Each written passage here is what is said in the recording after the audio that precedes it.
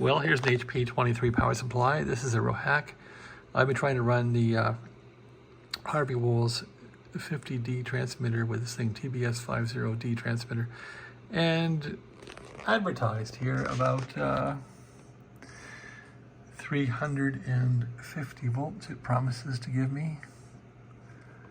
Right about there, and I'm seeing about 250 volts, I don't know, even 200 volts, some low number. So this thing is a voltage doubler. It uses these capacitors and diodes to double the voltage. So when this stuff gets tired, I think it won't do well under load. Anyway, I just basically put in 2 new capacitors that I had from an old linear amplifier power supply, replaced this one with a 220 and this one with a 220, and those are not in here very well, but I'm even out of tie wraps, so I just kind of hack these in here.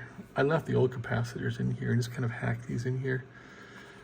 This one's just taped in, but it's like, you know, how much am I supposed to hack on this thing? I just want to get it working for the Harvey Wells, so, but that's not doing too good.